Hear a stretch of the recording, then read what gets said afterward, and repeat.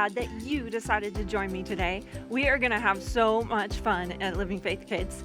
It is a super special day because we are celebrating someone super special. Yes! Our dads! It's Father's Day. Make sure that you give your dad a big hug today and tell him how much you love and appreciate him. And if there's someone that you look up to as a dad in your life, make sure that you tell them how much you love and appreciate them too. I am so glad you're here today. Hey, before we get started, do you think you could ask your mom or dad nicely to comment on Facebook or YouTube and tell me that you are watching? I want to know so that I can say hi later. All right. The last couple weeks, we have been talking about a super cool Bible hero. He is one of the awesome ones. I mean, they're all kind of awesome because they're in the Bible, they're in God's Word, and they really lived and did these amazing things. We've been talking about Nehemiah. Now, let's review some of the things that Nehemiah has done up to this point. Remember that Nehemiah heard that his people in Jerusalem were in a lot of trouble. The walls around Jerusalem had been completely destroyed, and they were in danger of getting hurt. So what did Nehemiah do? Nehemiah prayed, and then Nehemiah talked to the king, and then Nehemiah went to Jerusalem and see what he could do about the problem. Nehemiah knew that God was with him every step of the way, all the way from where he was, all the way to Jerusalem. Let's find out what happens to him next. From the book of Nehemiah, chapter 5, verses 1 through 12. Many years ago, God's people were taken into captivity, but after about 70 years, the foreign king allowed many of them to return to the city of Jerusalem. They had begun to rebuild, but the city wall was in terrible ruin, leaving them open to enemies on every side. An Israelite named Nehemiah, who served the foreign king, had heard about Jerusalem's troubles, and with God's leading, he came to rally the Israelites and help them repair the wall. Nehemiah strode along the wall, checking the people's work. Oh, well done, Eliashib. Excellent job, Zadok. But wait, where are all the nobles? Aren't they supposed to be helping? I think they're sleeping in. Yeah, some of the nobles aren't paying any attention to the people you've put in charge. I see. And though the walls and towers and gates were being swiftly rebuilt, Nehemiah soon discovered other signs of trouble. A woman wearing a ragged cloak ran out of her home and clutched him by the wrist. Please, I have 5 sons and 2 daughters, but we have no food to eat. That's not good. Hold on, I think I've got a fish sandwich here. A lanky man with a bushy beard dropped his hammer and stepped off the wall to stand before Nehemiah. I've had to sell my fields just to buy food, and my house. More men and women poured out of ruined homes near the walls to join the crowd. I sold my vineyard just to get by. We had to borrow money to pay the king's taxes, but the interest is so high, I have to let my daughters work as slaves. But wait, who's doing this to all of you? The Jewish nobles and officials. Even though they're Israelites like we are. That's terrible. Why hasn't someone done something to stop this? Nehemiah searched the faces in the crowd. They were all watching him. I suppose that someone might be me. We'll do something about this. I promise. As quickly as he could, Nehemiah called together the Israelite nobles and officials. They arrived on their well-fed donkeys, their fine robes swished, and their gold chains clinked. Well, Nehemiah. Your little wall project is actually getting somewhere. It's not the wall I'm worried about right now. Oh, not the people then? Tell me about it. Some of them just can't get it together. The people? All of you are the ones breaking the law. You're charging your own people huge amounts of interest. They're probably buying racehorses and diamond slippers anyway. They're just trying to buy food to stay alive. Look, our people were taken captive by foreign nations. We've done everything we can to bring them home to Jerusalem, and now you're turning them into slaves again. Well, don't you have anything to say? The nobles and officials exchanged guilty glances.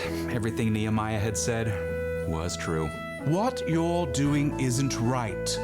Shouldn't you show respect for God? Yes? Look, I'm lending the people money and food, My men and my relatives are doing the same thing, and we're not charging any interest. Neither should you. Not even a few pennies? Not a single cent.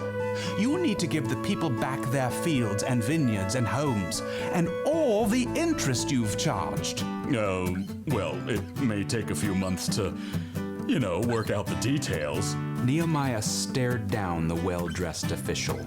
Do it now. Now is good. Now is good for what? We'll give everything back, and we won't ask for anything else. We'll do exactly as you say. Promise? Promise. Nehemiah breathed a deep sigh of relief. Soon his people would have enough to eat again. Their sons and daughters and land would be returned to them. Nehemiah was grateful for the chance God had given him to help his people in need. Nehemiah was a good leader. Now, before we go any further, I would love to say hi to some of the kid leaders who are watching. Yeah, that's right. Even if you are a kid, you can still be a leader. I'd like to say hi to Jaden and Haley and Savannah. Thanks for watching, guys. It was fun seeing you at church last week. I also want to say hi to the Dorgan kids, Daniel and Johanna and Matthew. Thanks for stopping in, guys. I sure miss you lots. And then I saw that Adelie, Elias, Ashlyn, and Wyatt are watching with their cousins Millie and Heidi. Good to see you guys. Thanks for stopping in and watching today. And then Elisha and Isaiah are watching. I miss you guys. I hope to see you soon.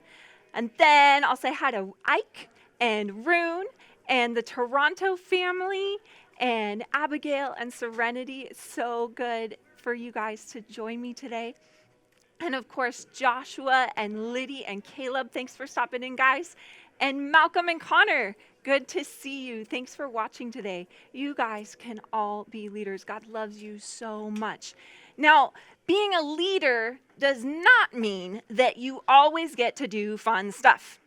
It also does not mean that you get what you want, when you want, all the time. In fact, it kind of means the opposite of that. Being a good leader means that you serve others and that you show love and care to them. Nehemiah knew that. And there were some leaders that were in Jerusalem that were not doing those things, right? They only cared about themselves. They were looking for ways to get ahead in their way. Nehemiah knew that that was wrong. Nehemiah knew that God was with him, and God gave him wisdom and strength to be able to make the right choices even when other people didn't like what he was doing. Now, I have an activity that we're going to do together. You can do this activity at home too. All you'll need is some water, and you'll need a zippered bag, and you'll need some sharp pencils. Now, I'm going to show this to you, and if you want to do it at home later just to make sure that I'm not pulling your leg, then you can do that. So the first thing you're going to do is open the bag, and then you're going to carefully put some water in the bag. And try not to spill. But you know what? Sometimes Miss Melissa is really clumsy, and she spills water everywhere. But I'm going to try not to. Cheer for me, guys. Tell me that I can do it. Can I do it? Oh, I haven't spilled yet. We'll see. I was practicing earlier and I spilled all over the place. So let's see. Oh, I think I'm going to get a drop in the bucket, but that's okay. Then you're going to close the bag carefully. You might need a parent to help you with this part. All right. It's completely full of water. Now, I'm going to take this pencil and I'm going to push it through the bag. What do you think is going to happen when I push the pencil into the bag? Go ahead and tell your neighbor your idea. Somebody who's watching with you, tell them what you think is going to happen. Do you think maybe it's going to explode? Is water going to leak out everywhere? Is the bag going to break? Is the pencil going to break? Is nothing going to happen? Am I not going to be able to stab the bag? What do you think? Got your ideas? You told everybody your ideas? Okay. Are you ready for it? I'm going to do it. Ah!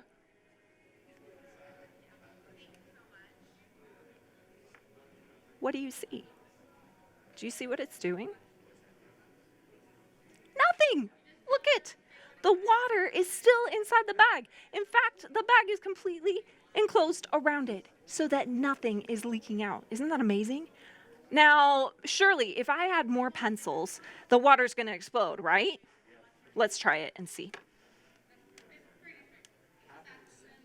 Nope. How about now?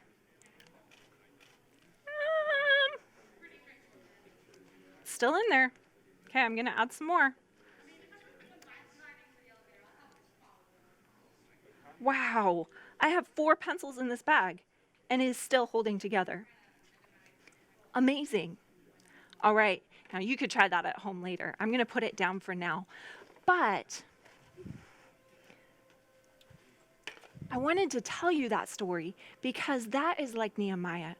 Remember, Nehemiah had a lot of things happen where people were against him. He had to do some hard things, but God gave him strength to do what was right, even when it was hard and even when nobody was watching. Let me read you a verse. It's in Galatians chapter 2, verse 20, and it says this: I have been crucified with Christ. It is no longer I who live, but Christ who lives in me. And the life I now live in the flesh, I live by faith in the Son of God who loved me and gave himself for me. That says that when you ask him, Jesus lives inside of you, and he's the one who helps you to make right choices. Because it is hard to do it on our own. We need God's help. So my question for you today is this: how does God help you make the right choices? Now, maybe that means telling the truth when you think it'll get you in trouble. Or maybe it's something hard, like standing up to somebody who's being mean to one of your friends. There are so many things that are hard to do as kids and even as grown-ups, but God gives us strength to do them all. Remember that you can ask him for help, ask him to give you wisdom so that you know how to make those right choices. Well, I hope that you will join me for church today. Whether you are here in the building with me or you're at home, let's worship God together. And pay attention, because I believe that God has a special word for you that he wants to speak to you. So listen, pay attention to what he's saying. Now, I know that many of you have dads at home whom you are so thankful for. They serve and care for you and your family just like Nehemiah cared for his people. We are so thankful for our dads. Happy Father's Day.